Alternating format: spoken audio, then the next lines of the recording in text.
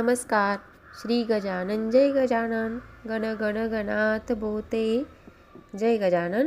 गुरुमाऊली अनुभव या चॅनलवर आपल्या सर्वांचे खूप खूप मनापासून स्वागत. या चॅनलवर गजानन माऊलींचे भक्तांना आलेले अनुभव सादर केले जातात. ते जर आपल्याला आवडत असतील तर कमेंटमध्ये आपला अभिप्राय कळवा. चॅनलवर नवीन असाल तर कृपया चॅनलला सबस्क्राईब करून शेजारी दिसत असलेल्या बेल आयकॉनवर क्लिक करा. म्हणजे अनुभवाचा पुढचा व्हिडिओ येईल तेव्हा त्याचं नोटिफिकेशन तुम्हाला सर्वात आधी मिळेल. तसेच तुम्हालाही असे काही अनुभव आले असतील तर तेही कमेंटमध्ये सविस्तर पाठवायला विसरू नका. म्हणजे त्याचा समावेश आपण पुढच्या व्हिडिओमध्ये करूयात. चला तर मग आजच्या अनुभवाला सुरुवात करूयात. आजचा अनुभव आहे बेलापूर नवी मुंबई येथील सौ स्वातीताई सिनकर यांचा. अनुभवाचे बोल आहेत, तूच रक्षिता, तूच अन्नदाता. जय गजानन. त्या असं म्हणतात, रायगड जिल्ह्यातील माणगाव येथील माझा जन्म, तेच माझं माहेर. आमची घरची आर्थिक स्थिती अत्यंत सामान्य. त्यामुळे मनात असूनही आणि योग्यता असूनही शिक्षण अर्धवट सोडावं लागलं. घरच्या आर्थिक स्थितीत आपला हातभार लागावा व उद्या लग्नासाठी प्रयत्न करताना वडिलांच्या शब्दाला थोडी किंमत यावी म्हणून नोकरीचा शोध घेणे अपरिहार्य झाल्यामुळे अलिबाग येथील सेवायोजन कार्यालयात नाव नोंदवले आणि नोकरीसाठी माझी तडफड सुरू झाली. 1984-85चा काळ असेल. मोठ्या मुश्किलीने एका सरकारी कार्यालयात नोकरीची संधी मिळाली, पण फक्त 6 महिन्यांसाठीच. 6 महिने नोकरी, काही दिवस बेकार. 6 महिने नोकरी, काही दिवस बेकार असा क्रम सुरू झाला. पण ती सरकारी नोकरी आहे ही आशा फार मोठी होती. त्यामुळे त्या गोष्टीचा आधार मिळून 16 फेब्रुवारी 1987 रोजी माझं लग्न झालं. कामत हे माझं आडनाव आता बदललं. आता मी झाले स्वाती सिनकर, मुक्काम महाड. लग्नाला काही वर्ष झालीत. सरकारी नोकरी आहे ही मोठी आशा होती. पण सरकारी नोकरी होती म्हणूनच ती माझी नोकरी सुटली. कारण महाराष्ट्रात सरकारने 0 बजेटचा त्याकाळी स्वीकार केला. परिणामी तेव्हा खूप लोकांची नोकरी सुटली. माझीही नोकरी सुटली. आर्थिक स्थिती सांभाळण्यासाठी आणि लग्न ठरण्यासाठी जो फार मोठा आधार होता तोच गेला. त्यामुळे प्रचंड मानसिक त्रास सुरू झाला. अंतर्मनातील आंदोलन आणि सभोवतालच्या लोकांची दृष्टी यानं मनाला क्लेश होऊ लागलेत. पण त्या वाईटात चांगलं असं झालं की नियतीनं तोच काळ माझ्या जीवनात गजानन महाराजांच्या प्रवेशासाठी निवडला. कार्यालयीन कामात परिचयाची झालेली मैत्रीण मीनाक्षी मनोहर हिनं माझ्या जीवाची घालमेल पाहून मला गजानन विजय वाचण्याचा सल्ला दिला. शेगावच्या गजानन महाराजांविषयी माहिती दिली आणि मी गजानन महाराजांची भक्ती करू लागले. माझं गजानन विजय वाचन सुरू झालं. त्याला स्वाभाविकपणेच मनाच्या आर्ततेची जोड मिळाली. परिणामी महाराजांच्या कृपेने मला 4 महिन्यांसाठी का होईना तहसीलदार कचेरी महाड येथे कामावर रुजू करून घेण्यात आलं. निमित्त होतं निवडणुकीचं. 4 महिन्यानंतर पुढे काय या प्रश्नाची टांगती तलवार डोक्यावर होती. त्यामुळे तळमळीनं गजानन विजय वाचन सुरूच होतं.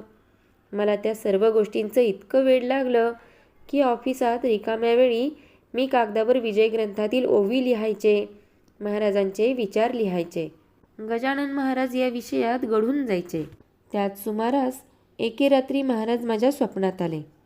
मला म्हणाले, तू शेगावला ये, मी तुझी अर्धी भाकरी पूर्ण करतोय. मनात शेगावला जाण्याची तीव्र इच्छा निर्माण झाली. पण 4 महिन्याच्या त्या टेम्पररी नोकरीत 4 दिवसांची रजा कशी काय मिळणार. पण शेवटी प्रश्न निष्ठेचाही होताच. एक दिवस नायब तहसीलदारांना हिमतीनं विचारलंच, सर शेगावला जायचं होतं. योग एवढा जबरदस्त होता की साहेब गजानन महाराजांचे भक्त होते. ते म्हणाले, मध्यंतरी तुझ्या टेबलवर कागदावर तू लिहिलेल्या ओव्या मला दिसल्या.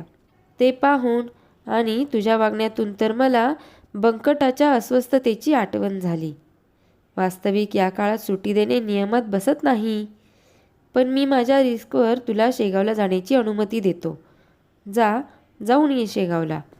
1990चा नोव्हेंबर-डिसेंबर आणि 1991चा जानेवारी-फेब्रुवारी हे 4 महिने मी त्या ऑफिसात होते. तेव्हा डिसेंबर महिन्यात मी शेगावला जाऊन महाराजांना प्रार्थना करून परतले व अर्धी भाकर पूर्ण केव्हा होते याची वाट पाहू लागले. मला महाराष्ट्रात पाणी पुरवठा व जलनिस्सारण मंडळ येथून कॉल आला. मला 10 जानेवारी 1991ला कोकण भवनमध्ये सकाळी 10 वाजता इंटरव्ह्यूसाठी बोलावले होते. 8 तारखेला दशमी होती. मी दशमीला 7 अध्याय, एकादशीला 7 अध्याय व द्वादशी म्हणजे 10 तारखेला पहाटे 4 वाजता उठून 4 अध्याय व इंटरव्ह्यूनंतर शेवटचे 3 अध्याय असा बेत आखला. त्याप्रमाणे 4 अध्याय वाचून सकाळी 7 वाजता महाडहून कोकण भवनासाठी बस पकडली. पनवेलपर्यंत मला छान झोप लागली. पनवेलला मिस्टरांनी जागं केलं. आता अर्धा तास प्रवास होता. मी बाहेर बघितलं. मोठ्या पाईपलाईनवर मराठी इंग्रजीतून ऑफिसचं नाव आणि कार्यालयीन व आमच्या विषयाशी संबंधित माहिती लिहिली होती. मी ती मनापासून वाचली. जणू ते महाराजांनीच मला सुचवलं असावं. कारण इंटरव्ह्यूमध्ये नेमके तेच प्रश्न विचारण्यात येऊन माझी उत्तरं अचूक ठरलीत. एकूण 300 मुलांमधून 12 जणांची निवड झाली. त्यात मी एक होते. कुठलाही पैशाचा व्यवहार न होता महाराजांनी माझं काम केलं होतं. पण पुढे 11 लोकांना कॉल लेटर आलं, पण मला मात्र आलं नाही. मी अस्वस्थ झाले. मला आठवतं त्या रात्री मी महाराजांना कळवळून प्रार्थना केली. म्हटलं, महाराज तुम्ही बोलावलं, मी शेगावला आले, दर्शन झालं, माझं काही चुकतंय का? माझी अर्धी भाकर पूर्ण कधी होणार? त्याच रात्री मला स्वप्न पडलं. मी स्वप्नात पाहिलं, माणगावला आमच्या घराचं दार बंद आहे. तिथे कडीत पत्र अडकवून ठेवलं आहे. मी दुसऱ्याच दिवशी माझ्या 1.5 वर्षाच्या स्वप्नीलला घेऊन माणगावला गेले. खरोखरच तिथे नोकरीवर रुजू होण्याचा आदेश माझी वाट पाहत होता. आपण गजानन विजय ग्रंथात वाचतो ना की महाराजांनी काशीनाथ पंताला सांगितलं की जा, तारवाला तुझी वाट पाहतो आहे. आणि काशीनाथ पंताला नोकरी लागली. अगदी तशीच गत माझी झाली.